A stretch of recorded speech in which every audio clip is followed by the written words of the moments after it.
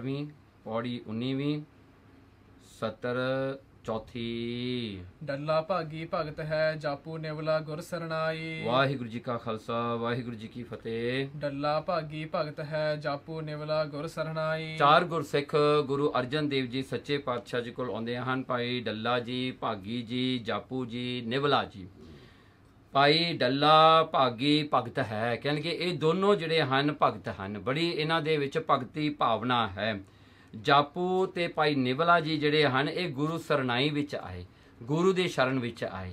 ते ये चारे गुरसिख भाई डल्ला, भाई भागी, भाई जापू, भाई निवला इन्हां ने भगत कीती, गुरसिੱਖੀ कमाई। जिदे किवें गुरसिੱਖੀ कमाई, किवें ये भगती विच लगे, कहंदे गुरु दी शरण विच आके।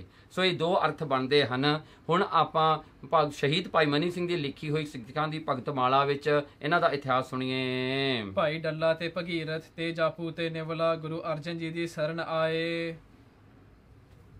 शहीद भाई मनी सिंह जी कहते हैं भाई डल्ला ते भाई भगीरथ जी ते भाई जापू जी ते भाई निवला जी, ये सारे चारे गुरसिख गुरु अर्जन देव जी सच्चे पातशाह जी की शरण आए।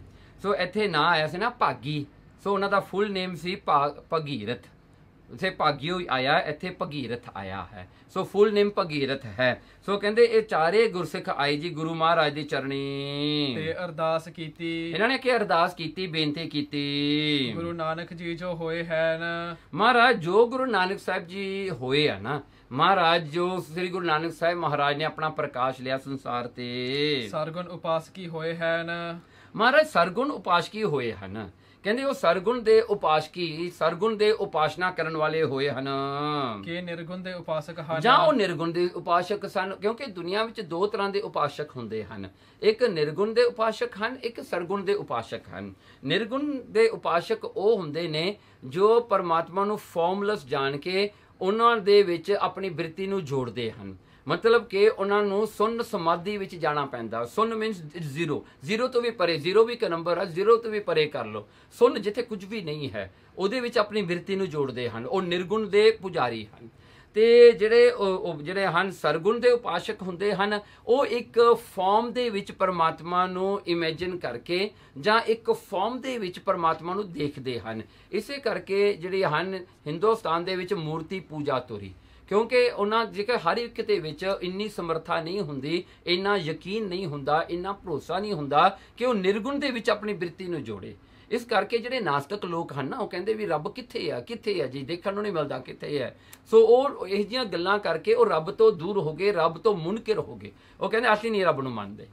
सो ਇੱਥੇ ਜਿਹੜਾ ਹੈ ਹਿੰਦੁਸਤਾਨ ਦੇ ਵਿੱਚ ਜਾਂ ਰੋਮ ਦੇ ਵਿੱਚ ਦੇਖੋ, ਜਾਂ ਤੁਸੀਂ ਚਾਈਨਾ ਵਿੱਚ ਦੇਖ ਲਓ, ਜਾਂ ਕਿਤੇ ਵੀ ਦੇਖ ਲਓ, ਪੁਰਾਣੇ ਸਮਿਆਂ ਦੇ ਵਿੱਚ ਲੋਕ ਮੂਰਤੀਆਂ ਬਣਾ ਲੈਂਦੇ ਸਨ, ਪੱਥਰਾਂ ਨੂੰ ਘੜ ਕੇ ਜਾਂ ਪੱਥਰਾਂ ਦਾ ਕੋਈ ਸਰੂਪ ਲੈ ਕੇ ਉਹਦੇ ਵਿੱਚ ਆਪਣਾ ਧਿਆਨ ਜੋੜਨ ਵਾਸਤੇ ਇੱਕ ਵਸੀਲਾ ਬਣਾਉਂਦੇ ਸਨ। क्योंकि कॉन्सनट्रेशन जी है किते ना किते तो फोकस करके उन्हें बिल्ट करना पैंदा है। जे किते वृत्ति फोकस ना होवे फिर बंदा भगती किवें करेगा, वो अपने मन नूं किवें जोड़ेगा, किहड़ी चीज़ ते ठहराएगा।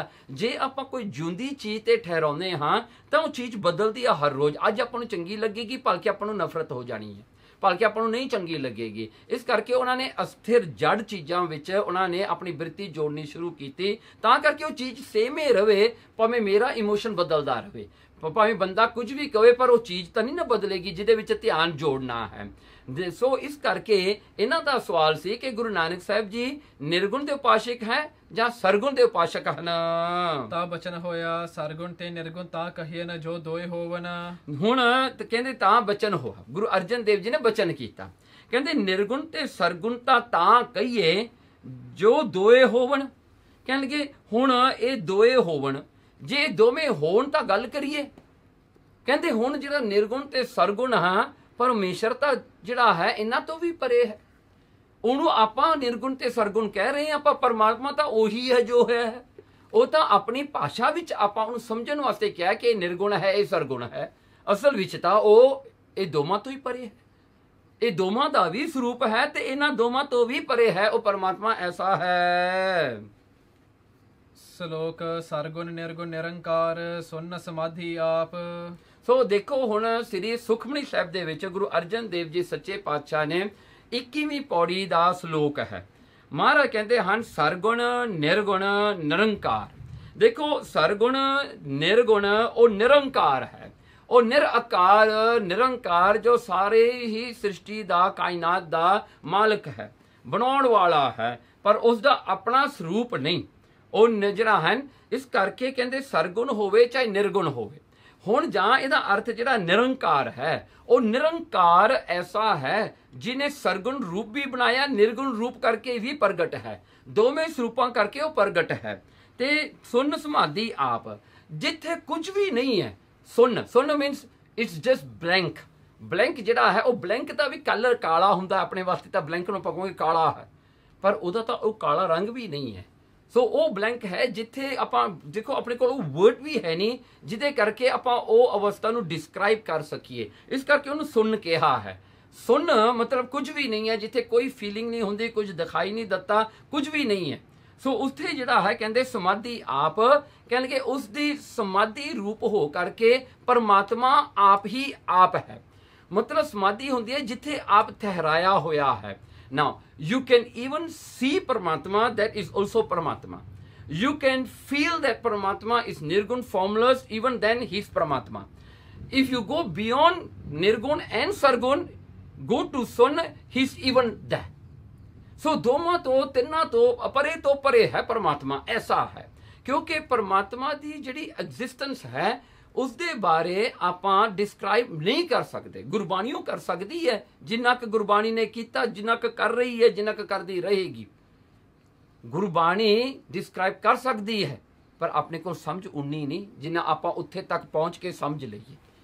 ਇਹ ਜਿਹੜੀ ਲਿਮਿਟੇਸ਼ਨ ਹੈ ਆਪਣੀ ਹੈ, ਗੁਰਬਾਣੀ ਦੀ ਨਹੀਂ ਹੈ। ਗੁਰਬਾਣੀ ਨੇ ਤਾਂ ਗੁਰੂ ਨਾਨਕ ਨੇ ਨਾ ਪੂਰਾ ਡਿਸਕ੍ਰਾਈਬ ਕਰ ਦਿੱਤਾ ਹੈ ਸਾਰਾ, ਪਰ ਅਖੀਰ ਕਰ ਉਹਨਾਂ ਨੇ ਬੇਅੰਤ ਕਿਹਾ ਹੈ ਵੀ ਫਿਰ ਵੀ ਬੇਅੰਤ ਹੈ। ਇੰਨਾ ਕੁਝ ਕਹਿਣ ਤੋਂ ਬਾਅਦ ਵੀ ਕਹਿੰਦੇ ਬੇਅੰਤ ਹੈ ਪਰਮਾਤਮਾ। ਤਾਂ ਦੇਖੋ ਹੁਣ ਇਹ ਗੱਲ ਕਿੱਥੇ ਜਾਂਦੀ ਹੈ।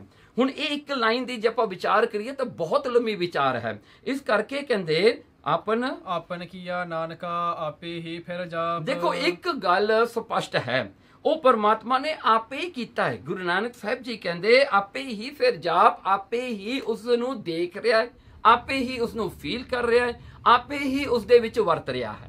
ਉਹ ਪਰਮਾਤਮਾ ਆਪ ਹੀ ਆਪ ਹੈ। See, when you say it's me, even the me is God. Even me ਉਹ ਪਰਮਾਤਮਾ ਹੈ ਆਪਣੇ ਵਿੱਚ।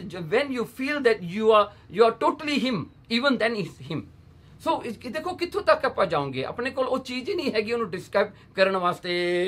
ਉਹੀ ਮਹਾਰਾਜ ਇੱਛਾ ਕਰਕੇ ਸਰਗੁਣ ਰੂਪ ਧਾਰਦਾ ਹੈ। ਦੇਖੋ ਉਹੀ ਪਰਮਾਤਮਾ ਦੇ ਮਨ 'ਚ ਜੋ ਇੱਛਾ ਆਉਂਦੀ ਹੈ, ਜਿਵੇਂ ਗੁਰੂ ਨਾਨਕ ਸਾਹਿਬ ਮਹਾਰਾਜ ਦਾ ਪ੍ਰਗਟ ਰੂਪ ਹੋ ਕੇ ਉਹ ਆਪ ਆਏ। ਜਦੋਂ ਉਹਨਾਂ ਦੇ ਮਨ 'ਚ ਇੱਛਾ ਆਈ, ਜਦੋਂ ਲੋਕਾਂ ਨੇ ਅਰਦਾਸਾਂ ਕੀਤੀਆਂ ਦੁਖੀ ਹੋ ਕੇ ਕਿ ਇੱਥੇ ਪਾਪ ਵਰਤ ਰਿਹਾ ਹੈ, ਜ਼ੁਲਮ ਵਰਤ ਰਿਹਾ ਹੈ, ਲੋਕੀ ਪਾਪਾਂ ਨਾਲ ਪ੍ਰੇਮ ਕਰਨ ਵਾਲੇ ਹਨ, ਕੋਈ ਵੀ ਸਿੱਧੇ ਰਸਤੇ ਤੇ ਤੁਰਦਾ, ਸੱਚ ਦੀ ਕੀਮਤ ਕੋਈ ਨਹੀਂ ਹੈਗੀ। ਸੋ ਉਹ ਸਭ ਕੁਝ ਹੋਇਆ ਤਾਂ ਉਹ ਇੱਛਾ ਜਾਗੀ ਪਰਮਾਤਮਾ ਦੇ ਮਨ ਵਿੱਚ, ਮੈਂ ਸਰਗੁਣ ਰੂਪ ਹੋ ਕੇ ਜਾਵਾਂ। ਤਾਂ ਉਹਦੀ ਮਰਜ਼ੀ ਹੈ, ਉਹ ਸਰਗੁਣ ਰੂਪ ਹੋ ਕੇ ਆਏ। ਦੁਸ਼ਟਾਂ ਦਾ ਨਾਸ ਕਰਕੇ ਨਿਰਇੱਛਤ ਹੋਏ ਕੇ, ਕਹਿੰਗੇ ਫਿਰ ਦੁਸ਼ਟਾਂ ਦਾ ਉਹ ਆ ਕੇ ਨਾਸ ਕਰਦੇ ਨੇ ਤੇ ਨਾਸ ਕਰਕੇ ਫਿਰ ਨਿਰਇੱਛਤ ਹੋ ਜਾਂਦੇ ਨੇ। ਉਹ ਨਿਰਇੱਛਤ ਮੀਨਸ ਉਹਨਾਂ ਨੂੰ ਕੋਈ ਇੱਛਾ ਨਹੀਂ ਕਿਸੇ ਨੂੰ ਮਾਰਨ ਦੀ ਜਾਂ ਕੁਝ ਕਰਨ ਦੀ ਨਹੀਂ।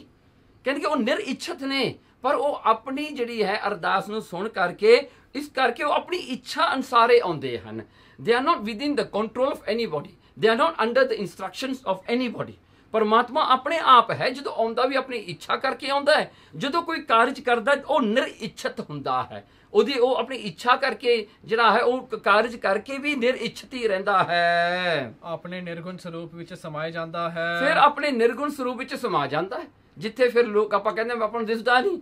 ਸੋ ਉਹ ਆਪਣੇ ਨਿਰਗੁਣ ਸਰੂਪ ਦੇ ਵਿੱਚ ਜਿਹੜਾ ਹਨ ਆਪਣੇ ਆਪ ਨੂੰ ਸਮੇਟ ਲੈਂਦਾ ਹੈ। ਜੈਸੇ ਰਾਜਾ ਏਕ ਹੋਤਾ ਹੈ। ਦੇਖੋ ਜਿਵੇਂ ਇੱਕ ਰਾਜਾ ਇੱਕ ਹੁੰਦਾ, ਇੱਕ ਮੁਲਕ ਦਾ, ਇੱਕ ਕੰਟਰੀ ਦਾ ਇੱਕ ਰਾਜਾ ਹੁੰਦਾ ਹੈ। ਜਿਸ ਸਮੇਂ ਇੱਛਾ ਕਰਤਾ ਹੈ, ਜਿਸ ਵੇਲੇ ਉਹਦੇ ਮਨ 'ਚ, ਰਾਜੇ ਦੇ ਮਨ 'ਚ ਇੱਛਾ ਆਉਂਦੀ ਹੈ, ਸ਼ਸਤਰ ਬਸਤਰ ਪਹਿਨ ਕਰ ਦੀਵਾਨ ਵਿਖੇ ਆਏ ਬੈਠਦਾ ਹੈ। ਦੇਖੋ ਫਿਰ ਉਹ ਕੀ ਕਰਦਾ ਹੈ, ਜਦੋਂ ਫਿਰ ਉਹਦੀ ਇੱਛਾ ਹੁੰਦੀ ਹੈ ਕਿ ਵੀ ਮੈਂ ਆਪਣਾ ਰਾਜ ਦੀਵਾਨ ਸੰਭਾਲਣਾ ਹੈ, ਉਹ ਕੀ ਕਰਦਾ, ਤਿਆਰ ਹੁੰਦਾ ਹੈ, ਆਪਣਾ ਜਿਹੜਾ ਹੈ ਆਪਣੀ ਰੋਬ ਪਾਉਂਦਾ ਹੈ। ਫਿਰ ਰੋਬ ਦੇ ਉੱਤੇ ਉਹ ਸੁੰਦਰ ਕਰਾਊਨ ਸਜਾਉਂਦਾ ਆਪਣੇ ਸਿਰ ਦੇ ਉੱਤੇ, ਆਪਣੀ ਬੋਡੀ ਤੇ ਸ਼ਸਤਰ ਬਸਤਰ ਸਾਰੇ ਪਹਿਨ ਕੇ, ਆਪਣਾ ਜਿਹੜਾ ਉਹਦੇ ਜਿਹੜੇ ਹਨ ਟਾਈਟਲਸ ਹੁੰਦੇ ਹਨ, ਉਹ ਸਾਰੇ ਬੈਜਸ ਬੁਜਸ ਪਾ ਕੇ ਉਹ ਆਉਂਦਾ ਹੈ ਦਰਬਾਰ ਦੇ ਵਿੱਚ। ਤੇ ਇੱਛਾ ਤਿਆਗਤਾ ਹੈ ता एकला शस्त्र वस्त्रों को भी त्याग कर सहजा विखे सहन करता है। ਦੇਖੋ ਉਹੀ ਰਾਜਾ ਹੁੰਦਾ ਹੈ ਜਦੋਂ ਆਪਣੀ ਇੱਛਾ ਨੂੰ ਛੱਡਦਾ ਹੈ, ਜਦੋਂ ਉਹਦਾ ਦੀਵਾਨ ਮੁੱਕ ਜਾਂਦਾ ਉਹ ਇੱਛਾ ਛੱਡ ਦਿੰਦਾ ਹੈ, ਉਹ ਆਪਣੇ ਵਸਤਰ ਸ਼ਾਸਤਰ ਲਾ ਕੇ ਰੋਪ ਲਾ ਕੇ ਚੁੱਪ ਕਰਕੇ ਮਿੰਜੇ ਤੇ ਜਾ ਕੇ ਸੌਂ ਜਾਂਦਾ ਹੈ। ਰਾਜਾ ਉਹੀ ਹੈ। ਜਦੋਂ ਉਹਦੇ ਵਿੱਚ ਇੱਛਾ ਆਈ ਉਹਨੇ ਆਪਣਾ ਰਾਜ ਦਾ ਸੂਟ ਪਾ ਕੇ ਲੋਕਾਂ ਦੇ ਸਾਹਮਣੇ ਕਰਕੇ ਹੁਕਮ ਸੁਣਾਇਆ, ਉਹਨੇ ਲੋਕਾਂ ਨੂੰ ਸਜ਼ਾ ਦਿੱਤੀ, ਲੋਕਾਂ ਨੂੰ ਜਿਹੜਾ ਗ੍ਰੈਟੀਟਿਊਡ ਕੀਤਾ, ਦੁਨੀਆ ਨੂੰ ਮਾਣ ਦਿੱਤਾ। ਜਦੋਂ ਉਹਦੀ ਇੱਛਾ ਮੁੱਕੀ ਉਹਨੇ ਸਭ ਕੁਝ ਲਾ ਕੇ ਜਿਹੜਾ ਪਾਸੇ ਕਰਕੇ ਆਪ ਸੌਂ ਗਿਆ ਜੀ ਬਿਸਤਰ ਦੇ ਉੱਤੇ। ਦੇਖੋ ਰਾਜਾ ਤਾਂ ਉਹੀ ਹੈ, ਉਹੀ ਰਾਜਾ ਉੱਥੇ ਹੁਕਮ ਸੁਣਾਉਂਦਾ ਸੀ, ਉਹੀ ਰਾਜਾ ਹੁਣ ਸੁੱਤਾ ਪਿਆ ਹੈ। ਤਾਂ ਜੋ ਉਸका ਨਾਮ ਲੈ ਕੇ ਪੁਕਾਰਤਾ ਹੈ, ਜੋ ਵੀ ਉਸਦਾ ਨਾਂ ਲੈ ਕੇ ਪੁਕਾਰਦਾ ਹੈ। ਕੋਈ ਕਹਿੰਦਾ ਹੈ ਹੇ ਰਾਜਨ, ਕੋਈ ਪੁਕਾਰਦਾ ਹੈ, ਕੋਈ ਉਹਦਾ ਨਾਂ ਵਰਤਦਾ ਹੈ। ਹਾਂਜੀ ਫਿਰ ਤਾਂ ਦੀਵਾਨ ਸਮੇਂ ਵੀ ਉਸ ਦੀ ਸਹਾਇਤਾ ਕਰਦਾ ਹੈ। ਦੇਖੋ ਦੀਵਾਨ ਸਮੇਂ ਫਿਰ ਉਹਦੀ ਸਹਾਇਤਾ ਕਰਦਾ ਹੈ। ਫਿਰ ਦੀਵਾਨ ਜਦੋਂ ਉਹ ਲਾਉਂਦਾ ਹੈ, ਮਤਲਬ ਜਦੋਂ ਪਰਮਾਤਮਾ ਆਪਣੇ ਨਿਰਗੁਣ ਸਰੂਪ 'ਚ ਹੁੰਦਾ ਨਾ ਉਦੋਂ ਤਾਂ ਕੁਝ ਵੀ ਨਹੀਂ ਹੁੰਦਾ। ਜਦੋਂ ਉਹ ਆਏ ਦੁਨੀਆ ਬਣਾ ਲੈਂਦਾ ਹੈ, ਦੁਨੀਆ ਬਣਾ ਕੇ ਉਸਦਾ ਮਾਲਕ ਬਣਦਾ ਹੈ, ਤਾਂ ਉਸ ਵੇਲੇ ਜਦੋਂ ਉਹਦੇ ਅੱਗੇ ਕੋਈ ਫਰਿਆਦ ਕਰਦਾ, ਕੋਈ ਅਰਦਾਸ ਕਰਦਾ ਹੈ, ਫਿਰ ਉਹਨੂੰ ਬਚਾਉਂਦਾ ਵੀ ਹੈ ਪਰਮਾਤਮਾ। ਪਰ ਸੈਨ ਸਮੇਂ ਵੀ ਉੱਠ ਕੇ ਉਸका ਸਹਾਇਤਾ ਕਰਤਾ ਹੈ। ਦੇਖੋ ਭਾਵੇਂ ਉਹ ਨਿਰਗੁਣ ਰੂਪ ਵਿੱਚ ਹੁਣ ਸੁੱਤਾ ਪਿਆ ਹੈ, ਹੁਣ ਉਹ ਨਿਰਗੁਣ ਰੂਪ ਜਿਹਾ ਪਰਮਾਤਮਾ, ਪਰ ਜਦੋਂ ਉਹਨੂੰ ਜਿਹੜੀ ਹੈ ਪੁਕਾਰ ਕੀਤੀ, ਧਰਤੀ ਨੇ ਪੁਕਾਰ ਕੀਤੀ ਕਿ ਮੈਂ ਬਹੁਤ ਦੁਖੀ ਹਾਂ, ਮੈਨੂੰ ਆ ਕੇ ਬਚਾ ਲਓ। ਜਦੋਂ ਸਾਰੇ ਦੇਵਤੇ ਆਏ, ਸਾਰਿਆਂ ਨੇ ਆ ਕੇ ਬੇਨਤੀ ਕੀਤੀ, ਤਾਂ ਉਹ ਨਿਰਗੁਣ ਸਰੂਪ ਦੇ ਵਿੱਚ ਜਿਹੜੇ ਪਏ ਸਨ ਪਰਮਾਤਮਾ, ਉਹ ਵੀ ਉੱਠ ਕੇ ਆਏ, ਆਪਣਾ ਸਰਗੁਣ ਰੂਪ ਧਾਰਨ ਕਰਕੇ ਗੁਰੂ ਨਾਨਕ ਰੂਪ ਹੋ ਕੇ ਆਏ ਦੁਨੀਆ ਨੂੰ ਬਚਾਉਣ ਵਾਸਤੇ। ਜੋ ਉਸਕੇ ਸੇਵਕ ਹਨ, ਜੋ ਉਹਦੇ ਸੇਵਕ ਹੁੰਦੇ ਨੇ, ਉਹਨਾਂ ਦੇ ਨੌਕਰ ਚਾਕਰ ਹੁੰਦੇ ਨੇ ਰਾਜੇ ਦੇ, ਸੋ ਸਦਾ ਉਸकी ਟਹਿਲ ਕਰਦੇ ਹਨ। ਦੇਖੋ ਉਹ ਤਾਂ ਹਮੇਸ਼ਾ ਹੀ ਉਹਦੀ ਟਹਿਲ ਕਰਦੇ ਨੇ, ਭਾਵੇਂ ਉਹ ਜਿਹੜਾ ਹੈ ਦੀਵਾਨ 'ਚ ਬੈਠਾ ਹੋਵੇ, ਭਾਵੇਂ ਉਹ ਸੁੱਤਾ ਪਿਆ ਹੋਵੇ। ਪਰ ਜਿਹੜੇ ਸੇਵਕ ਹਨ ਉਹਨਾਂ ਨੂੰ ਕੋਈ ਫਰਕ ਨਹੀਂ ਪੈਂਦਾ ਵੀ ਅੱਜ ਰਾਜਾ ਆਪਣੀ ਯੂਨੀਫਾਰਮ ਦੇ ਵਿੱਚ ਹੈ ਜਾਂ ਅੱਜ ਰਾਜਾ ਬਿਨਾਂ ਯੂਨੀਫਾਰਮ ਤੋਂ ਹੈ, ਉਹਨਾਂ ਨੂੰ ਕੋਈ ਫਰਕ ਨਹੀਂ ਪੈਂਦਾ। ਉਹਨਾਂ ਨੇ ਆਪਣੇ ਆਪ ਨੂੰ ਸੇਵਕ ਜਾਣ ਕੇ ਉਹ ਰਾਜੇ ਨੂੰ ਫਿਰ ਵੀ ਉਹਦੀ ਸੇਵਾ ਕਰਦੇ ਨੇ। ਰਾਜਾ ਹੁਣ ਮਿੰਜੇ ਤੇ ਪਿਆ, ਉਹਨੇ ਕੋਈ ਜਿਹੜਾ ਹੈ ਆਪਣਾ ਚੋਲਾ ਨਹੀਂ ਪਹਿਨਿਆ ਰਾਜ ਦਾ। ਉਹ ਜੇ ਕੌਫੀ ਮੰਗੇਗਾ, ਚਾਹ ਮੰਗੇਗਾ, ਕਹਿੰਦਾ ਮੈਨੂੰ ਆਹ ਲਿਆ ਕੇ ਦਿਓ, ਫਿਰ ਵੀ ਕੋਈ ਜਿਹੜਾ ਉਹਦੇ ਸੇਵਕ ਭੱਜ ਕੇ ਉਹਨੂੰ ਦੇਣਗੇ। ਇਹ ਤਾਂ ਨਹੀਂ ਮਤਲਬ ਉਹ ਕਹਿਣਗੇ ਤੂੰ ਆਪਣਾ ਸੂਟ ਪਾ ਪਹਿਲਾਂ, ਹਾਂਜੀ ਮੈਂ ਫੇਰ ਤੇਰੇ ਵਾਸਤੇ ਚਾਹ ਪਾਣੀ ਲੈ ਕੇ ਆਉਣਾ ਹੈ ਤੇ ਤੂੰ ਮੈਨੂੰ ਹੁਕਮ ਨਹੀਂ ਹੁਣ ਦੇ ਸਕਦਾ because you are not wearing the uniform. ਇਹ ਗੱਲ ਤਾਂ ਹੁੰਦੀ ਨਹੀਂ ਨਾ। ਰਾਜਾ ਤਾਂ ਰਾਜਾ ਹੀ ਹੈ, ਚਾਹੇ ਉਹ ਯੂਨੀਫਾਰਮ ਪਾਵੇ ਚਾਹੇ ਨਾ ਪਾਵੇ।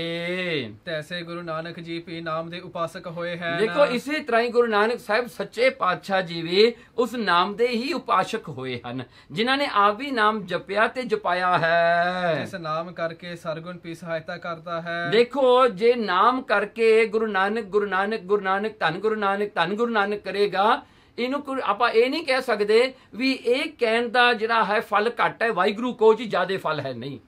ਕਿਉਂਕਿ ਉਹ ਵਾਹਿਗੁਰੂ ਦਾ ਸਰਗੁਣ ਰੂਪ ਹੀ ਗੁਰੂ ਨਾਨਕ ਹੈ। ਜੇ ਧੰਨ ਗੁਰੂ ਨਾਨਕ ਦਾ ਕੋਈ ਜਾਪ ਕਰੇਗਾ ਜਾਂ ਵਾਹਿਗੁਰੂ ਦਾ ਜਾਪ, ਉਹਦੇ 'ਚ ਕੀ ਫਰਕ ਪੈ ਗਿਆ? ਹੁਣ ਕੋਈ ਫਰਕ ਨਹੀਂ ਹੈਗਾ, ਕਿਉਂਕਿ ਇੱਕ ਯੂਨੀਫਾਰਮ ਪਾਇਆ ਹੋਇਆ, ਜਿਵੇਂ ਰਾਜੇ ਦਾ ਐਗਜ਼ਾਮਪਲ ਦਿੱਤਾ, ਉਹ ਗੁਰੂ ਨਾਨਕ ਹੈ। ਜਦੋਂ ਪਰਮੇਸ਼ਰ ਆਪਣਾ ਮਿੰਜੇ ਤੇ ਸੁੱਤਾ ਪਿਆ ਹੈ ਨਿਰਗੁਣ ਸਰੂਪ ਦੇ ਵਿੱਚ, ਉਹ ਵਾਹਿਗੁਰੂ ਹੈ। ਸੋ ਹੁਣ ਦੋਵਾਂ ਵਿੱਚ ਕੀ ਫਰਕ ਹੈ? ਔਰ ਨਿਰਗੁਣ ਕਾ ਵੀ ਗਿਆਨ ਪ੍ਰਾਪਤ ਹੋਤਾ ਹੈ। ਦੇਖੋ ਜੇ ਕਿਤੇ ਗੁਰਸਿੱਖ ਦੀ ਭਾਵਨਾ ਐਸੀ ਬਣੀ ਹੋਵੇ ਜਿਹਨੇ ਨਿਰਗੁਣ ਤੇ ਸਰਗੁਣ ਵਿੱਚ ਕੋਈ ਫਰਕ ਨਾ ਸਮਝੇ, ਤਾਂ ਉਹਨੂੰ ਫਿਰ ਨਿਰਗੁਣ ਦਾ ਗਿਆਨ ਹੁੰਦਾ ਹੈ। ਸਰਗੁਣ ਦਾ ਧਿਆਨ ਤਾਂ ਉਹਦਾ ਬਣਨਾ ਹੀ ਬਣਨਾ, ਕਿਉਂ ਗੁਰੂ ਨਾਨਕ ਦਾ ਸਰੀਰ ਸਾਹਮਣੇ ਹੈ, ਅੱਜ ਨਹੀਂ ਹੈ। ਆਪਣੇ ਕੋਲ ਫੋਟੋਜ਼ ਨੇ, ਆਪਣੇ ਕੋਲ ਪੇਂਟਿੰਗਸ ਨੇ, ਇਹ ਪੇਂਟਿੰਗ ਦੇ ਵਿੱਚ ਦੇਖ ਕੇ ਆਪਾਂ ਨੂੰ ਗੁਰੂ ਨਾਨਕ ਚੇਤੇ ਆਉਂਦਾ ਹੈ। ਤਾਂ ਉਹ ਗੁਰੂ ਨਾਨਕ ਦਾ ਸਰਗੁਣ ਸਰੂਪ ਹੈ ਜਿਹਦਾ ਧਿਆਨ ਆਪਾਂ ਧਾਰਦੇ ਹਾਂ। ਤੇ ਦੂਸਰੇ ਪਾਸੇ ਗੁਰੂ ਨਾਨਕ ਦਾ ਨਿਰਗੁਣ ਸਰੂਪ ਜਿਹੜਾ ਹੈ ਉਹ ਨਾਮ ਹੈ। ਔਰ ਸਰਗੁਣ ਨਿਰਗੁਣ ਦੀ ਉਪਾਸਨਾ ਨਾਲੋਂ ਨਾਮ ਕੀ ਉਪਾਸਨਾ ਵਿਸ਼ੇਖ ਹੈ। ਦੇਖੋ ਨਿਰਗੁਣ ਦੀ ਜਿਹੜਾ ਹੁਣ ਸਪੈਸੀਫਿਕਲੀ ਸਿਰਫ ਨਿਰਗੁਣ ਦੀ ਕਰਨੀ ਜਾਂ ਸਪੈਸੀਫਿਕਲੀ ਸਿਰਫ ਸਰਗੁਣ ਦੀ ਕਰਨੀ, ਇਹਨਾਂ ਤੋਂ ਦੋਵਾਂ ਤੋਂ ਵੱਡਾ ਨਾਮ ਹੈ। ਬਿਕੋਜ਼ ਨਾਮ ਦੋਵਾਂ ਤੇ ਚੱਲਦਾ ਹੈ, ਸਰਗੁਣ ਤੇ ਨਿਰਗੁਣ ਤੇ ਕੋਈ ਫਰਕ ਨਹੀਂ ਪੈਂਦਾ। ਜੈਸੇ ਸ੍ਰੀ ਰਾਮ ਜੀ ਸਮੁੰਦਰ ਥੀ ਪਾਰ ਉਤਰਨ ਲੱਗੇ ਹਨ। ਦੇਖੋ ਕਿੰਨਾ ਸੋਹਣਾ ਐਗਜ਼ਾਮਪਲ ਦਿੰਦੇ ਨੇ, ਕਹਿੰਦੇ ਜਿਵੇਂ ਸ੍ਰੀ ਰਾਮ ਚੰਦਰ ਜੀ ਉਹਨਾਂ ਨੇ ਲੰਕਾ ਜਾਣ ਵਾਸਤੇ ਵਿਚਾਲੇ ਸਮੁੰਦਰ ਆ ਗਿਆ। ਸਮੁੰਦਰ ਆਉਣ ਕਰਕੇ ਕੀ ਹੋਇਆ, ਜਦੋਂ ਸਮੁੰਦਰ ਨੂੰ ਉਹਨਾਂ ਨੇ ਪਾਰ ਕਰਨਾ ਚਾਹਿਆ ਆਪਣੀਆਂ ਫੌਜਾਂ ਸਮੇਤ, ਤਾਂ ਉਹ ਕਰਨ ਕਾਰਨ ਹੈ ਸਨ।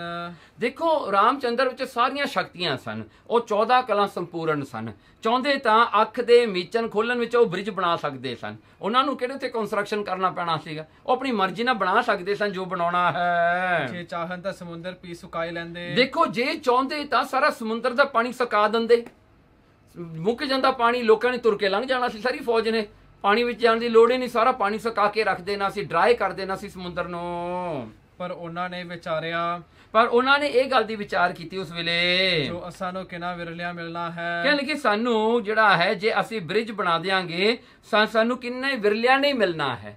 ਕੋਈ ਵਿਰਲੇ ਹੀ ਸਾਡੇ ਕੋਲ ਆਉਣਗੇ ਇਹ ਬ੍ਰਿਜ ਨੂੰ ਲਾ ਕੇ ਜਾਂ ਉਹ ਬ੍ਰਿਜ ਨੂੰ ਟੱਪ ਕੇ ਜਾਂ ਇਹ ਸ਼ਕਤੀ ਨੂੰ ਦੇਖ ਕੇ ਵੀ ਸਮੁੰਦਰ ਸੁਕਾਤਾ, ਕਿੰਨੇ ਕੁ ਲੋਕ ਸਾਡੇ ਕੋਲ ਆਉਣਗੇ। ਇਹ ਤੇ ਉਹ ਜਿਹੜਾ ਕਾਰਜ ਹੋਵੇਗਾ ਇੱਕ ਟਾਈਮ ਦੇ ਵਿੱਚ ਬੰਨਿਆ ਜਾਏਗਾ। ਮਤਲਬ ਉਹੀ ਟਾਈਮ ਜਦੋਂ ਤੱਕ ਰਾਮਚੰਦਰ ਦਾ ਸਰੀਰ ਹੈ ਲੋਕਾਂ ਦੀ ਮੁਕਤੀ ਹੋਣੀ ਸੀ। ਰਾਮਚੰਦਰ ਨੇ ਜਦੋਂ ਚਲਿਆ ਜਾਣਾ ਸੀ ਆਪਣਾ ਸਰੀਰ ਛੱਡ ਕੇ, ਉਦੋਂ ਲੋਕਾਂ ਦੀ ਮੁਕਤੀ ਹੋਣੀ ਹੋਈ ਨਹੀਂ ਸੀ।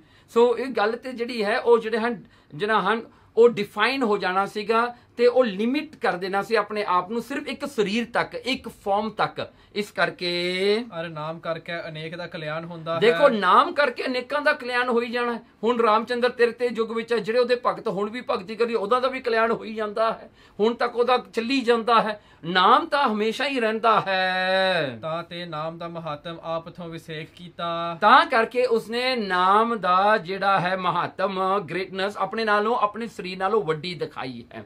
ਉਹ ਕਹਿੰਦਾ ਵੀ ਮੈਂ ਸਰੀਰ ਕਰਕੇ ਵੱਡਾ ਨਹੀਂ, ਪਰਮਾਤਮਾ ਦਾ ਨਾਮ ਵੱਡਾ ਹੈ। ਵੀ ਮੈਂ ਮੁੱਕ ਜਾਵਾਂਗਾ, ਪਰਮਾਤਮਾ ਦਾ ਨਾਮ ਤਾਂ ਨਹੀਂ ਨਾ ਕਿਤੇ ਮੁੱਕਣਾ। ਸੋ ਕਹਿੰਦੇ ਉਹਨਾਂ ਨੇ ਪਰਮਾਤਮਾ ਦੇ ਨਾਮ ਨੂੰ ਪ੍ਰਗਟ ਕੀਤਾ, ਨਾ ਕਰਕੇ ਆਪਣੇ ਸਰੀਰ ਨੂੰ ਕੀਤਾ। ਤੇ ਉਹਨਾਂ ਨੇ ਕੀਤਾ ਕੀ ਫਿਰ?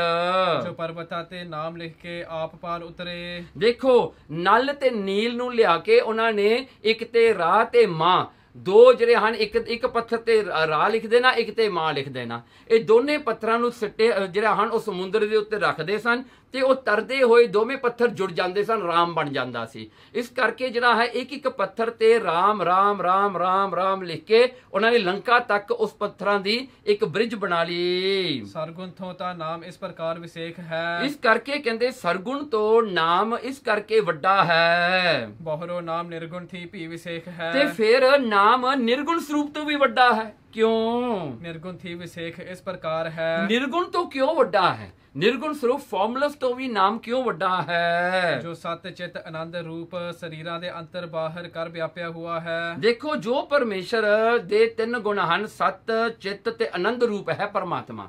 ਸੋ ਸਤ ਚੇਤਨ ਤੇ ਆਨੰਦ ਰੂਪ ਹੋਣ ਕਰਕੇ ਪਰਮਾਤਮਾ ਇਹ ਸਰੀਰਾਂ ਦੇ ਅੰਦਰ ਤੇ ਬਾਹਰ ਦੋਨੇ ਪਾਸੇ ਵਿਆਪਿਆ ਹੋਇਆ ਹੈ। ਸੋ ਪਰਮਾਤਮਾ ਆਪਾਂ ਇਹ ਨਹੀਂ ਕਹਿ ਸਕਦੇ ਪਰਮਾਤਮਾ ਮੇਰੇ ਅੰਦਰ ਹੈ, ਨਹੀਂ, ਪਰਮਾਤਮਾ ਬਾਹਰ ਵੀ ਹੈ। ਕਿਉਂਕਿ ਜੇ ਮੇਰੇ ਅੰਦਰ ਹੈ ਉਹ ਮੇਰੇ ਅੰਦਰ ਵੀ ਇੱਕ ਜਿਹੜਾ ਹੈ ਮੇਰੇ ਅੰਦਰ ਇੱਕ ਜੀਵਨ ਰੂਪ ਹੈ। ਬਾਹਰ ਜਿਹੜੀ ਹਵਾ ਚੱਲਦੀ ਹੈ ਇਹਦੇ ਵਿੱਚ ਵੀ ਤਾਂ ਪਰਮਾਤਮਾ ਹੀ ਆ ਨਾ। ਜੇ ਹਵਾ ਬੰਦ ਹੋ ਜਾਵੇ ਬੰਦਾ ਕਿਵੇਂ ਜਿਉਂਦਾ ਰਹਿ ਜਾਊਗਾ? ਸੋ ਇਸ ਕਰਕੇ ਉਹ ਸਾਰੀ ਤੱਤਾਂ ਦੇ ਵਿੱਚ ਆਪ ਵਰਤ ਰਿਹਾ ਹੈ। ਪਰਮਾਤਮਾ ਅੰਦਰ ਵੀ ਹੈ ਤੇ ਬਾਹਰ ਵੀ ਹੈ। ਪਰ ਨਾਮ ਕੇ ਉਚਾਰਨ ਬਿਨਾ ਅੰਤःਕਰਨ ਸੁਧ ਨਹੀਂ ਹੋਤਾ। ਦੇਖੋ ਨਾਮ ਦੇ ਜਪਣ ਕਰਕੇ ਆਪਣਾ ਜਿਹੜਾ ਮਨ, ਬੁੱਧ, ਚਿੱਤ ਤੇ ਅਹੰ ਇਹ ਚਾਰ ਚੀਜ਼ਾਂ ਦਾ ਅੰਤਸ਼ਕਰਨ ਬਣਦਾ ਹੈ। ਹੁਣ ਅੰਤःਕਰਨ ਦਾ ਨਾਂ ਕਿਵੇਂ ਹੈ? ਅੰਤਹ ਤੇ ਕਰਨ। ਅੰਤਹ ਮੀਨਸ ਅੰਦਰਲਾ, ਕਰਨ ਮੀਨਸ ਇੰਸਟਰੂਮੈਂਟ, ਜੋ ਇੰਟਰਨਲ ਇੰਸਟਰੂਮੈਂਟ ਹੈ ਜਿਹੜਾ ਕਿ ਮਾਈਂਡ ਜਿਹੜਾ ਹੈ ਮਨ, ਬੁੱਧ, ਇੰਟੈਲੈਕਟ, ਚਿੱਤ ਜਿਹੜਾ ਹੈ ਆਪਣਾ ਜਿਹੜੀ ਮੈਮਰੀ ਕਹਿ ਲਈਏ ਤੇ ਅਹੰਗ ਸੈਲਫ ਐਗਜ਼ਿਸਟੈਂਸ। ਸੋ ਇਹ ਚਾਰ ਚੀਜ਼ਾਂ ਜਿਹੜੀਆਂ ਹਨ ਇਹਨਾਂ ਨੂੰ ਅੰਤਸ਼ਕਰਨ ਕਹਿੰਦੇ ਹਾਂ। ਜਦੋਂ ਨਾਮ ਜਪੀਦਾ ਹੈ ਉਸ ਵੇਲੇ ਇਹ ਚਾਰਿਆਂ ਦੇ ਚਾਰ ਸੁੱਧ ਹੁੰਦੇ ਨੇ। ਮਨ ਸੁੱਧ ਹੁੰਦਾ ਹੈ, ਇਹਦੇ ਵਿੱਚ ਨਾਮ ਵਸਦਾ ਹੈ। ਬੁੱਧੀ ਡਿਸਕ੍ਰਿਮੀਨੇਸ਼ਨ ਕਰਦੀ ਹੈ, ਉਹ ਚੰਗੀ ਤਰ੍ਹਾਂ ਪਰਮਾਤਮਾ ਦੇ ਸਰੂਪ ਨੂੰ ਜਿਹੜਾ ਹੈ ਡਿਸਟਿੰਗੁਇਸ਼ਡ ਕਰ ਲੈਂਦੀ ਹੈ। ਸੋ ਉਹ ਬੁੱਧੀ ਦੀ ਸਫਾਈ ਹੋ ਜਾਂਦੀ ਹੈ। ਚਿੱਤ ਦੇ ਵਿੱਚ ਪਰਮਾਤਮਾ ਵਸ ਜਾਂਦਾ ਹੈ। ਦੇ ਤਿੰਨੇ ਟਾਈਮ ਫਰੇਮ ਦੇ ਵਿੱਚ ਪਰਮਾਤਮਾ ਹੀ ਪਰਮਾਤਮਾ ਨੂੰ ਆਪਾਂ ਮਹਿਸੂਸ ਕਰਨ ਲੱਗਦੇ ਹਾਂ। ਉਹ ਜਿਹੜਾ ਅਹੰਗ ਹੁੰਦਾ ਹੈ ਉਹ ਪਰਮਾਤਮਾ ਨਾਲ ਜਾ ਜੁੜਦਾ ਹੈ, ਨਾ ਕਿ ਆਪਣੇ ਸਰੀਰ ਨਾਲ। ਸੋ ਇਸ ਕਰਕੇ ਇਹ ਅੰਤःਕਰਨ ਜਿਹੜਾ ਸ਼ੁੱਧ ਹੋ ਜਾਂਦਾ ਹੈ ਨਾਮ ਜਪਣ ਕਰਕੇ। ਤਾਂ ਤੇ ਜੀਆ ਨਰਕਾਂ ਨੂੰ ਚਲੇ ਜਾਂਦੇ ਹੈ। ਇਸ ਕਰਕੇ ਜਿਹੜਾ ਹੈ ਕਹਿੰਦੇ ਦੇਖੋ ਇਹ ਜਿਹੜਾ ਸਤ ਚਿਤ ਆਨੰਦ ਸਰੂਪ ਜਿਹੜਾ ਹੈ ਅੰਦਰ ਤੇ ਬਾਹਰ ਕਰਕੇ ਵਿਆਪਿਆ ਹੋਇਆ ਹੈ। ਕਹਿੰਦੇ ਇਹ ਜਿਹੜਾ ਹੈ ਅੰਤਸ਼ਕਰਨ ਨੂੰ ਤਾਂ ਇਹਨੇ ਸੁੱਧ ਕਰ ਦਿੱਤਾ ਜਿਹੜਾ ਹੈ। ਸੋ ਦੇਖੋ ਪਰ ਜੇ ਅੰਤਸ਼ਕਰਨ ਸੁੱਧ ਨਾ ਹੋਵੇ ਤਾਂ ਕਹਿੰਦੇ ਪਰ ਨਾਮ ਜੋ ਉਚਾਰਨ ਬਿਨਾ, ਜੇ ਨਾਮ ਕੋਈ ਨਹੀਂ ਉਚਾਰਨ ਕਰੇਗਾ ਤਾਂ ਉਹਦਾ ਅੰਤਸ਼ਕਰਨ ਨਿਰਮਲ ਨਹੀਂ ਹੋਣਾ। ਉਹਦੇ ਮਨ ਦੇ ਵਿੱਚ ਉਹੀ ਭੈੜੇ ਖਿਆਲ ਵਰਤਦੇ ਰਹਿਣੇ ਹਨ। ਉਹਦੇ ਖਿਆਲ ਥਾਟਸ ਉਹੀ ਆਉਣੇ ਆ ਜੋ ਝੂਠੀ ਦੁਨੀਆ ਮਾਇਆ ਦੇ ਹਨ। ਸੋ ਉਹਨੇ ਹਮੇਸ਼ਾ ਡਿਸਕ੍ਰਿਮੀਨੇਸ਼ਨ ਕੀ ਕਰਨਾ ਹੈ ਵੀ ਮੇਰੀ ਪ੍ਰੋਫਿਟ ਇਹ ਗੱਲ ਵਿੱਚ ਹੈ, ਮੇਰਾ ਘਾਟਾ ਇਹ ਗੱਲ ਵਿੱਚ ਹੈ। So I better go for the profit. So profit ਕਿਹਦੀ ਹੈ? ਦੁਨੀਆ ਦੀਆਂ ਚੀਜ਼ਾਂ ਇਕੱਠੀਆਂ ਕਰਨ ਵਿੱਚ।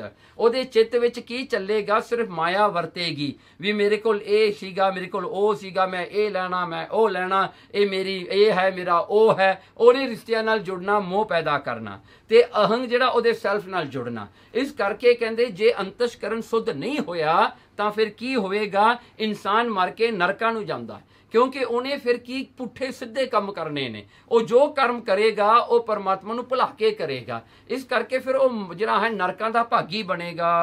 ਜਿਨ੍ਹਾਂ ਨੇ ਨਾਮ ਦਾ ਉਚਾਰਨ ਕੀਤਾ ਹੈ, ਪਰ ਉਲਟਾ ਜਿਨ੍ਹਾਂ ਨੇ ਨਾਮ ਦਾ ਉਚਾਰਨ ਕੀਤਾ, ਜਿਨ੍ਹਾਂ ਨੇ ਨਾਮ ਜਪਿਆ ਹੈ, ਉਹਨਾਂ ਦੇ ਅੰਤःਕਰਨ ਸ਼ੁੱਧ ਹੋਏ ਹਨ, ਉਹਨਾਂ ਦੇ ਅੰਤਸ਼ਕਰਨ ਸ਼ੁੱਧ ਹੋ ਗਏ, ਪਵਿੱਤਰ ਹੋ ਗਏ, ਪਿਓਰ ਹੋ ਗਏ। ਗਿਆਨ ਦੀ ਪ੍ਰਾਪਤ ਹੋਈ ਹੈ, ਉਹਨਾਂ ਨੂੰ ਫਿਰ ਗਿਆਨ ਦੀ ਪ੍ਰਾਪਤੀ ਹੁੰਦੀ ਹੈ। ਜੇ ਅੰਤਸ਼ਕਰਨ ਸ਼ੁੱਧ ਹੋ ਜਾਵੇ ਤਾਂ ਫਿਰ ਗਿਆਨ ਦੀ ਪ੍ਰਾਪਤੀ ਉਹਨਾਂ ਨੂੰ ਹੁੰਦੀ ਹੈ। ਇਸ ਕਰਕੇ ਜਨਮ ਮਰਨ ਉਹਨਾਂ ਦਾ ਕੱਟਿਆ ਗਿਆ। ਇਸ ਕਰਕੇ ਉਹਨਾਂ ਦਾ ਫਿਰ ਜਨਮ ਤੇ ਮਰਨ ਕੱਟਿਆ ਜਾਂਦਾ, ਕਿਉਂਕਿ ਉਹਨਾਂ ਨੂੰ ਗਿਆਨ ਦੀ ਪ੍ਰਾਪਤੀ ਹੋ ਗਈ। ਤਾਂ ਤੇ ਨਿਰਗੁਣ ਸਰਗੁਣ ਥੀ ਨਾਮ ਵਿਸੇਖ ਹੈ। ਦੇਖੋ, ਇਸ ਕਰਕੇ ਸਰਗੁਣ ਤੇ ਨਿਰਗੁਣ ਨਾਲੋਂ ਨਾਮ ਇਹ ਤੋਂ ਵੀ ਵੱਡਾ ਹੈ। ਉਹੀ ਪੰਕਤੀ ਫਿਰ ਸਰਗੁਣ ਨਿਰਗੁਣ ਨਿਰੰਕਾਰ ਸੁਨ ਸਮਾਧੀ ਆਪ। ਉਹ ਆਪ ਕੀ ਹੈ? ਨਾਮ ਰੂਪ ਹੈ। ਉਹ ਆਪ ਹੀ ਆਪ ਹੈ, ਚਾਹੇ ਨਿਰਗੁਣ ਹੈ, ਚਾਹੇ ਸਰਗੁਣ ਹੈ, ਚਾਹੇ ਸੁਨ ਵਿੱਚ ਹੈ, ਚਾਹੇ ਸਮਾਧੀ ਵਿੱਚ ਹੈ, ਤੇ ਚਾਹੇ ਉਹ ਨਿਰੰਕਾਰ ਹੈ। ਕਹਿੰਦੇ ਉਹ ਸਾਰਾ ਹੀ ਜਿਹੜਾ ਇਹ ਢਾਂਚਾ ਜਿਹੜਾ ਹੈ ਉਹ ਆਪ ਹੀ ਆਪ ਹੈ, ਉਹਦੇ ਵਿੱਚ ਕੋਈ ਫਰਕ ਨਹੀਂ। ਪਰ ਉਹਦਾ ਜਿਹੜਾ ਹੈ ਉਚਾਰਨ ਜਿਹੜਾ ਹੈ ਨਾਮ ਕਰਕੇ ਉਸ ਦੀ ਪ੍ਰਾਪਤੀ ਹੋਣੀ ਹੈ। ਨਾਮ ਕਰਕੇ ਹੀ ਇਹ ਦੋਨਾਂ ਸਰੂਪਾਂ ਦੇ ਵਿੱਚ ਇੱਕ ਜਿਹੜਾ ਹੈ ਕੰਸਿਸਟੈਂਟ ਸਰੂਪ ਉਹ ਨਾਮ ਹੈ। ਸੋ ਨਾਮ ਦੇ ਵਿੱਚ ਹੀ ਬਿਰਤੀ ਜੋੜਨ ਕਰਕੇ ਅੰਤਸ਼ਕਰਨ ਸੁੱਧ ਹੋਣ ਕਰਕੇ ਬੰਦੇ ਨੂੰ ਮੁਕਤੀ ਪ੍ਰਾਪਤ ਹੁੰਦੀ ਹੈ। ਤਾਂ ਉਹਨਾਂ ਨੇ ਅਰਦਾਸ ਕੀਤੀ, ਤਾਂ ਫਿਰ ਇਹਨਾਂ ਨੇ ਅਰਦਾਸ ਕੀਤੀ, ਗੁਰਸਿੱਖਾਂ ਨੇ ਸਾਰਿਆਂ ਨੇ ਇਕੱਠੇ ਹੋ ਕੇ, ਜੀ ਸੱਚੇ ਪਾਤਸ਼ਾਹ ਹਨੂਮਾਨ ਤਾਂ ਸਮੁੰਦਰ ਥੀ ਕੂਦ ਕੇ ਲੰਘ ਗਿਆ ਹੈ ਸੀ। ਹੁਣ ਇਹਨਾਂ ਨੇ ਸਵਾਲ ਕੀਤਾ, ਕਹਿੰਦੇ ਮਹਾਰਾਜ ਹੁਣ ਤੁਸੀਂ ਕਹਿੰਦੇ ਸੀ ਰਾਮਚੰਦਰ ਨੇ ਬ੍ਰਿਜ ਬਣਾਇਆ, ਹੁਣ ਸਾਰੇ ਤਾਂ ਨੇ ਬ੍ਰਿਜ ਦੀ ਟੱਪ ਕੇ ਗਏ, ਹਨੂਮਾਨ ਤਾਂ ਜਿਹੜਾ ਛਲਾਂਗ ਮਾਰ ਕੇ ਲੰਘ ਗਿਆ ਸੀ ਉੱਡ ਕੇ, ਦੂਜੇ ਪਾਸੇ ਛਾਲ ਮਾਰ ਕੇ ਪਹੁੰਚ ਗਿਆ ਸੀ ਲੰਕਾ ਵਿੱਚ। ਮਹਾਰਾਜ ਹੁਣ ਹਨੂਮਾਨ ਤਾਂ ਨਹੀਂ ਨਾ ਤੁਰਿਆ ਉਹਦੇ ਉੱਤੇ।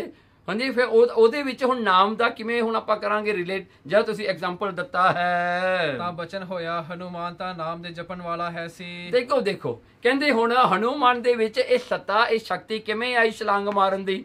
ਕਿਉਂਕਿ ਉਹਦੇ ਅੰਦਰ ਨਾਮ ਵਸਦਾ ਸੀ। ਹੁਣ ਨਾਮ ਕਿਵੇਂ ਵਸਦਾ ਸੀਗਾ? ਹਨੂਮਾਨ ਨਾਟਕ ਦੇ ਵਿੱਚ ਲਿਖਿਆ ਹੋਇਆ ਹੈ। ਕਹਿੰਦੇ ਵੀ ਜਿਹੜਾ ਇੱਕ ਵਾਰੀ ਸੀਤਾ ਨੇ ਜਿਹੜਾ ਹੈ ਇੱਕ ਬਹੁਤ ਬੇਕੀਮਤੀ ਜਿਹੜਾ ਹੈ ਉਸਨੂੰ ਜਿਹੜਾ ਹੈ ਇੱਕ ਪੱਥਰ ਦਿੱਤਾ ਹਨੂਮਾਨ ਨੂੰ ਖੁਸ਼ ਹੋ ਕੇ। ਤੇ ਹਨੂਮਾਨ, ਕਈਆਂ ਨੇ ਤਾਂ ਇਹ ਵੀ ਲਿਖਿਆ ਉਹਨਾਂ ਨੂੰ ਹਾਰ ਬਣਾ ਕੇ ਦਿੱਤਾ ਬਹੁਤ ਪ੍ਰੈਸ਼ੀਅਸ ਡਾਇਮੰਡ ਦਾ, ਖੁਸ਼ ਹੋ ਕੇ ਸੀਤਾ ਨੇ। ਤੇ ਉਹ ਜਿਹੜਾ ਲੈ ਕੇ ਹਨੂਮਾਨ ਨੇ ਉਹ ਸਾਰੇ ਹਾਰ ਨੂੰ ਤੋੜ ਦਿੱਤਾ, ਹਰ ਇੱਕ ਪੱਥਰ ਨੂੰ ਤੋੜ ਕੇ ਭੰਨੀ ਜਾਵੇ। ਤਾਂ ਸੀਤਾ ਨੇ ਪੁੱਛਿਆ ਕਿ ਮੈਂ ਤੈਨੂੰ ਐਡਾ ਕੀਮਤੀ ਹਾਰ ਦਿੱਤਾ, ਤੂੰ ਬਾਂਦਰ ਦਾ ਬਾਂਦਰ ਹੀ ਨਿਕਲਿਆ। ਹਾਂਜੀ, ਤੂੰ ਤਾਂ ਸਾਰਾ ਹੀ ਤੋੜ ਕੇ ਸੁਆਹ ਕਰ ਦਿੱਤਾ, ਖਰਾਬ ਕਰ ਦਿੱਤਾ। ਉਹ ਹਨੂਮਾਨ ਕਹਿੰਦਾ ਮੈਂ ਤੋੜ ਕੇ ਵਿੱਚੋਂ ਦੇਖਣਾ ਚਾਹੁੰਦਾ ਮੇਰੇ ਰਾਮ ਦਾ ਨਾਮ ਹੈਗਾ ਕਿ ਨਹੀਂ। ਕਹਿੰਦੇ ਮੇਰੇ ਰਾਮ ਦਾ ਨਾਮ ਜਿਹੜੀ ਚੀਜ਼ 'ਚ ਨਾ ਹੋਵੇ ਉਹ ਮੇਰੇ ਕਿਸ ਕੰਮ ਦੀ ਹੈ? ਉਹ ਤਾਂ ਮੇਰੇ ਵਾਸਤੇ ਕੋਈ ਵੈਲਿਊ ਨਹੀਂ ਰੱਖਦੀ ਜਿਹਦੇ ਵਿੱਚ ਮੇਰੇ ਪਿਆਰੇ ਰਾਮ ਦਾ ਨਾਮ ਨਾ ਹੋਵੇ। ਤਾਂ ਉਸ ਵੇਲੇ ਸੀਤਾ ਨੇ ਫਿਰ ਤਰਕ ਕੀਤੀ, ਕਹਿੰਦੀ ਹਨੂਮਾਨ ਤੇਰੇ ਅੰਦਰ ਰਾਮ ਹੈ? ਤਾਂ ਉਸਨੇ ਕੀ ਕੀਤਾ, ਆਪਣੀ ਛਾਤੀ ਪਾੜ ਕੇ ਸੀਤਾ ਨੂੰ ਦਿਖਾਈ, ਅੰਦਰ ਰਾਮ ਹੀ ਰਾਮ ਲਿਖਿਆ ਹੋਇਆ ਸੀ। ਸੋ ਇਸ ਤਰ੍ਹਾਂ ਦਾ ਜਿਹੜਾ ਹੈ ਇਹ ਜਿਹੜਾ ਹੈ ਹਨੂਮਾਨ ਨਾਟਕ ਵਿੱਚ ਇਹ ਸਾਖੀ ਆਉਂਦੀ ਹੈ। ਸੋ ਇਸ ਪ੍ਰਕਾਰ ਕਰਕੇ ਕਹਿੰਦੇ ਉਹਨਾਂ ਦੇ ਵਿੱਚ ਤਾਂ ਰਾਮ ਦਾ ਨਾਮ ਵਸਦਾ ਸੀ। ਗੁਰੂ ਅਰਜਨ ਦੇਵ ਜੀ ਕਹਿੰਦੇ ਤਾਂ ਉਹਨਾਂ ਨੇ ਛਲਾਂਗ ਮਾਰੀ ਨਾ, ਜੇ ਰਾਮ ਦਾ ਨਾਮ ਨਾ ਹੁੰਦਾ ਤਾਂ ਉਹਨਾਂ ਨੇ ਵੀ ਛਲਾਂਗ ਮਾਰਨ ਜੋਗੀ ਨਹੀਂ ਹੋਣਾ ਸੀ। ਤੇ ਨਾਲੇ ਸਮੁੰਦਰ ਨਾ ਲੈ ਗਿਆ ਹੈ ਸੀ। ਹਾਂ, ਤੇ ਨਾਲੇ ਹੀ ਸਮੁੰਦਰ ਵੀ ਨਾਲ ਲੈ ਗਿਆ ਸੀ, ਉਹ ਤਾਂ ਪਹਾੜ ਚੁੱਕ ਕੇ ਵੀ ਲੈ ਗਿਆ ਸੀ। ਸਮੁੰਦਰ ਨੇ ਤੇ ਰਾਮ ਦਾ ਨਾਮ ਲਿਖਿਆ ਹੋਇਆ ਹੈ ਸੀ। ਦੇਖੋ ਉਹ ਸਮੁੰਦਰ ਨੇ ਜਿਹੜਾ ਸੀਗਾ ਉਸਦੇ ਉੱਤੇ ਵੀ ਤਾਂ ਰਾਮ ਦਾ ਨਾਮ ਲਿਖਿਆ ਹੀ ਹੋਇਆ ਸੀ ਨਾ। ਕਹਿੰਦੇ ਉਹਦੇ ਵਿੱਚ ਕਿਹੜੇ ਨਾਮ ਨਹੀਂ ਲਿਖਿਆ ਹੋਇਆ ਸੀਗਾ? ਜਦੋਂ ਪਹਾੜ ਚੁੱਕਿਆ ਉਹਦੇ ਉੱਤੇ ਵੀ ਤਾਂ ਰਾਮ ਦਾ ਨਾਮ ਲਿਖਿਆ ਹੀ ਸੀ। ਜਿਹਦੇ ਪੱਥਰ ਆਏ ਹਨ, ਜਿਹੜੇ ਪੱਥਰਾਂ ਤੇ ਰਾਮ ਲਿਖਿਆ, ਉਹੀ ਪੱਥਰਾਂ ਦਾ ਉਹ ਪਹਾੜ ਬਣਿਆ ਹੋਇਆ ਸੀ। ਕਹਿੰਦੇ ਉਹ ਤਾਂ ਚੁੱਕ ਕੇ ਲਈ ਗਿਆ, ਫਿਰ ਇਸ ਕਰਕੇ ਕੂਦ ਗਿਆ। ਇਸ ਕਰਕੇ ਉਹ ਕੂਦ ਗਿਆ ਨਾ, ਉਹਦੇ ਹਿਰਦੇ ਵਿੱਚ ਰਾਮ ਜਿਹੜਾ ਵਸਦਾ ਹੈ। ਜੋ ਨਾਮ ਦਾ ਮਹੱਤਵ ਸਭ ਤੋਂ ਵਿਸ਼ੇਸ਼ ਹੈ। ਇਸ ਕਰਕੇ ਨਾਮ ਦਾ ਮਹੱਤਵ, ਨਾਮ ਦੀ ਗਿਣਤੀ ਸਭ ਤੋਂ ਵੱਡੀ ਹੈ। ਤੇ ਦੂਸਰਾ ਇਸ ਦਾ ਇਹੋ ਪ੍ਰਯੋਜਨ ਹੈ। ਦੂਸਰਾ ਇਸ ਦਾ ਇਹੋ ਜਿਹੜਾ ਐਕਸਪਲੇਨੇਸ਼ਨ ਹੈ ਜਾਂ ਪ੍ਰਯੋਜਨ ਜਾਂ ਇਸ ਦਾ ਅਗਲਾ ਜਿਹੜਾ ਦੂਸਰਾ ਜਿਹੜਾ ਮਕਸਦ ਹੈ ਇਹੀ ਹੈ। ਜੋ ਗਿਆਨ ਵਿਖੇ ਜਗਤ ਤੋਂ ਉਲੰਘਣ ਦੀ ਸਮਰੱਥਾ ਹੈ। ਦੇਖੋ ਦੂਜਾ ਹਨੂਮਾਨ ਦੀ ਛਾਲ ਤੋਂ ਇੱਕ ਹੋਰ ਗੱਲ ਸਮਝੀ ਜਾ ਸਕਦੀ ਹੈ, ਜਿਹਦੇ ਅੰਦਰ ਨਾਮ ਜਪਣ ਕਰਕੇ ਗਿਆਨ ਪ੍ਰਗਟ ਹੋ ਗਿਆ। ਉਹ ਜਿਹੜਾ ਹੈ ਜਗਤ ਤੋਂ ਉਲੰਘਣਾ ਕਰਨ ਦੀ ਛਾਲ ਮਾਰ ਕੇ ਸਿੱਧਾ ਪਰਮੇਸ਼ਰ ਵਿੱਚ ਲੀਨ ਹੋਣ ਦੀ ਉਹਦੇ ਵਿੱਚ ਤਾਕਤ ਆ ਜਾਂਦੀ ਹੈ, ਕਿਉਂਕਿ ਸਿਰਫ ਨਾਮ ਜਪਣਾ ਨਹੀਂ, ਉਹਦੇ ਅੰਦਰ ਤਾਂ ਨਾਮ ਵਸਿਆ ਹੋਇਆ ਤੇ ਉਹ ਆਪ ਨਾਮ ਰੂਪ ਬਣ ਗਿਆ। ਇਸ ਕਰਕੇ ਉਹ ਛਲਾਂਗ ਜਿਵੇਂ ਹਨੂਮਾਨ ਨੇ ਮਾਰੀ ਹੈ, ਇਨਸਾਨ ਸਿੱਧਾ ਪਰਮੇਸ਼ਰ ਦੇ ਜਾ ਕੇ ਜਿਹੜੇ ਹਨ ਚਰਨਾਂ ਵਿੱਚ ਸਮਾ ਜਾਂਦਾ ਹੈ। ਤਾਂ ਬਚਨ ਹੋਇਆ ਕੂਦ ਕੇ ਲੰਘਣ ਦੀ ਸਮਰੱਥਾ ਥੋੜਿਓਂ ਪਾਸ ਹੋਤੀ ਹੈ। ਹੁਣ ਮਹਾਰਾਜ ਗੁਰੂ ਅਰਜਨ ਦੇਵ ਜੀ ਕਹਿੰਦੇ ਐਸੀ ਛਲਾਂਗ ਮਾਰ ਕੇ ਨਾ ਸਿੱਧਾ ਪਰਮੇਸ਼ਰ ਦੇ ਚਰਨਾਂ ਵਿੱਚ ਸਮਾਉਣ ਦੀ ਸ਼ਕਤੀ ਜਾਂ ਕੈਪੇਬਿਲਿਟੀ ਕੋਈ ਵਿਰਲਿਆਂ ਕੋਲੇ ਹੁੰਦੀ ਹੈ। ਤੇ ਪੁੱਲ ਕੇ ਉੱਪਰ ਨਿਰਬਲ ਸਬਲ ਸਭ ਉਤਰ ਜਾਤੇ ਦੇਖੋ ਪਰ ਪੁੱਲ ਦੇ ਉੱਤੇ ਕੋਈ ਕਮਜ਼ੋਰ ਹੋਵੇ, ਹਾਂਜੀ ਕੋਈ ਜਿਹੜਾ ਹੈ ਉਤੋਂ ਤੁਰਿਆ ਨਾ ਜਾਵੇ, ਉਹਨੂੰ ਚੱਕ ਕੇ ਵੀ ਲੰਘਿਆ ਜਾ ਸਕਦਾ ਹੈ। ਜਿਹਨੂੰ ਤੁਰਨਾ ਨਾ ਆਉਂਦਾ ਹੋਵੇ ਉਹ ਵੀ ਜਾ ਸਕਦਾ ਹੈ, ਜਿਹਨੂੰ ਤੁਰਨਾ ਆਉਂਦਾ ਉਹ ਵੀ ਜਾ ਸਕਦਾ ਹੈ, ਜਿਹੜਾ ਭੱਜਣ ਨਹੀਂ ਜਾਣਦਾ ਉਹ ਵੀ ਜਾ ਸਕਦਾ ਹੈ, ਜਿਹੜਾ ਭੱਜ ਕੇ ਜਾਵੇ ਤਾਂ ਉਹ ਵੀ ਹੋ ਸਕਦਾ। ਹੁਣ ਦੇਖੋ ਨਾ ਐਗਜ਼ਾਮਪਲ ਲੈ ਲਓ, ਹੁਣ ਜਿਵੇਂ ਹਰਮੰਦਰ ਸਾਹਿਬ ਹੈ, ਜੇ ਉਹ ਪੁੱਲ ਨਾ ਬਣਿਆ ਹੋਵੇ, ਜੇ ਉੱਥੇ ਬੋਟ ਵੀ ਨਾ ਹੋਵੇ, ਕਿੰਨਿਆਂ ਕੁ ਦੇ ਵਿੱਚ ਸਮਰੱਥਾ ਹੋਣੀ ਸੀ ਕਿ ਉਹ ਹਰਮੰਦਰ ਸਾਹਿਬ ਪਹੁੰਚ ਜਾਣ। ਹੁਣ ਬ੍ਰਿਜ ਬਣਿਆ ਹੋਇਆ, ਇਸ ਕਰਕੇ ਹਰ ਕੋਈ ਤੁਰ ਕੇ ਲੰਘ ਸਕਦਾ ਹੈ। ਭਾਵੇਂ ਇਸੇ ਕਰਕੇ ਨਾਮ ਉਹ ਪੁੱਲ ਹੈ ਜੋ ਪਰਮਾਤਮਾ ਨਾਲ ਜੋੜਨ ਵਾਲਾ ਹੈ। ਭਾਵੇਂ ਕੋਈ ਘੱਟ ਕਮਾਈ ਵਾਲਾ ਹੋਵੇ, ਭਾਵੇਂ ਕੋਈ ਕਮਜ਼ੋਰ ਹੋਵੇ, ਭਾਵੇਂ ਕੋਈ ਜਿਹੜਾ ਹੈ ਉਹ ਵਿਸ਼ਿਆਂ ਦਾ ਮਾਰਿਆ ਹੋਵੇ, ਵਿਸ਼ਿਆਂ ਦੇ ਵਿੱਚ ਉਹ ਗਲਤਾਨ ਹੋਵੇ, ਉਹ ਵੀ ਚੜ ਕੇ ਜਾ ਸਕਦਾ ਜੇ ਕਿਤੇ ਭਰੋਸਾ ਕਰ ਲਵੇ ਪਰਮੇਸ਼ਰ ਦੇ ਨਾਮ ਤੇ। ਵੀਕ ਤੋਂ ਵੀਕ ਬੰਦਾ ਵੀ ਪਹੁੰਚ ਸਕਦਾ ਹੈ। ਸੋ ਇਸ ਕਰਕੇ ਜਿਹੜਾ ਹੈ ਇਹ ਪੁੱਲ ਗੁਰੂ ਅਰਜਨ ਦੇਵ ਜੀ ਸੱਚੇ ਪਾਤਸ਼ਾਹ ਜੀ ਨੇ ਬਣਾਇਆ। ਮਹਾਰਾਜ ਨੇ ਸਿੱਧਾ ਗੁਰਸਿੱਖਾਂ ਨੂੰ ਜਿਹੜੇ ਹਨ ਸਿੱਧਾ ਪਰਮੇਸ਼ਰ ਨਾਲ ਜੋੜ ਦਿੱਤਾ। ਭਾਵੇਂ ਆਪਣੇ ਕੋਲ ਉਨੀ ਕਮਾਈ ਵੀ ਨਾ ਹੋਵੇ, ਭਾਵੇਂ ਆਪਣੇ ਵਿੱਚ ਉਨੀ ਸਮਰੱਥਾ ਵੀ ਨਾ ਹੋਵੇ, ਉਨੀ ਸ਼ਰਧਾ ਵੀ ਨਾ ਹੋਵੇ, ਪਰ ਗੁਰੂ ਸਾਹਿਬ ਇੰਨੇ ਸਮਰੱਥ ਨੇ ਜਿਹੜੇ ਚੁੱਕ ਕੇ ਗੁਰਸਿੱਖ ਨੂੰ ਸਿੱਧਾ ਆਪਣੇ ਨਾਲ ਮਿਲਾ ਲੈਂਦੇ ਹਨ। ਐਸੇ ਜੋ ਸਰਬ ਵਿਖੇ ਕੋ ਨਿਰਸ ਕਰ ਜਾਣੇ, ਇਉਂ ਕਰਕੇ ਜਿਹੜਾ ਹਨ ਸਾਰੇ ਰਸਾਂ ਨੂੰ ਨਿਰਸ ਕਰਕੇ ਜਾਣਨੇ ਚਾਹੀਦੇ। ਸੰਸਾਰ ਦੇ ਜਿੰਨੇ ਵੀ ਰਸ ਹਨ ਮਾਇਆ ਦੇ, ਗਿਆਨ ਦਾ ਅਭਿਆਸ ਕਰੇ ਸੋ ਵਿਰਲੇ ਹੀ ਹੈ। ਤੇ ਗਿਆਨ ਦਾ ਜਿਹੜਾ ਹੈ ਅਭਿਆਸ ਕਰਨ, 24 ਘੰਟੇ ਗਿਆਨ ਵਿੱਚ ਸਮਾਏ ਰਹਿਣ, 24 ਘੰਟੇ ਪਰਮੇਸ਼ਰ ਨੂੰ ਜਾਣਦੇ ਰਹਿਣ, ਪਰਮਾਤਮਾ ਨੂੰ ਚੇਤੇ ਕਰਦੇ ਰਹਿਣ, ਪਰਮਾਤਮਾ ਦੇ ਜਿਹੜੇ ਹਨ ਸਰੂਪ ਦੇ ਵਿੱਚ ਲੀਨ ਰਹਿਣ, ਇੰਨੇ ਤਾਂ ਵਿਰਲੇ ਹੀ ਹਨ। ਹਰ ਭਗਤ ਕਰਕੇ ਪਾਪੀ ਪੁੰਨੀ ਅਨੇਕਾਂ ਦਾ ਉਧਾਰ ਹੋਤਾ ਹੈ। ਦੇਖੋ ਨਾਮ ਜਪਣ ਕਰਕੇ ਜਿਹੜਾ ਹਨ ਪਾਪੀ ਪੁੰਨੀ ਹਜ਼ਾਰਾਂ ਕਰੋੜਾਂ ਦਾ ਉਧਾਰ ਹੋ ਜਾਂਦਾ ਹੈ। ਤਾਤੇ ਤੁਸੀਂ ਵੀ ਪਰਮੇਸ਼ਰ ਦਾ ਭਜਨ ਕਰਨਾ, ਇਸ ਕਰਕੇ ਤੁਸੀਂ ਵੀ ਪਰਮੇਸ਼ਰ ਦਾ ਭਜਨ ਕਰੋ। ਦੇਖੋ ਨਾ ਗੁਰੂ ਮਹਾਰਾਜ ਨੇ ਕਿੰਨਾ ਸੋਹਣਾ ਐਕਸਪਲੇਨੇਸ਼ਨ ਦਿੱਤਾ। ਕਹਿੰਦੇ ਦੇਖੋ ਜੇ ਆਪਾਂ ਗਿਆਨ ਹੋਣ ਤੱਕ ਇਹ ਮੁਕਤੀ ਨੂੰ ਪ੍ਰਾਪਤ ਕਰੀਏ ਤਾਂ ਕਿੰਨੇ ਕੁ ਆਪਣੇ ਤੋਂ ਮੁਕਤ ਹੋ ਜਾਣਗੇ ਜੀ। ਕਿਹੜਾ ਹੈ ਜਿਹੜਾ ਉਹ ਅਵਸਥਾ ਤੱਕ ਪਹੁੰਚੇਗਾ ਜਿੱਥੇ ਨਿਰਗੁਣ ਸਰਗੁਣ ਨਿਰੰਕਾਰ ਸੁਣ ਸਮਾਧੀ ਆਪ ਉਹ ਅਵਸਥਾ ਤੱਕ ਚਲਿਆ ਜਾਵੇ। ਕਿੰਨੇ ਕੁ ਹੋਣਗੇ, ਕਿੰਨੇ ਕੁ ਹੋਣਗੇ ਉਹ ਅਵਸਥਾ ਤੇ ਜਾਣ ਵਾਲੇ।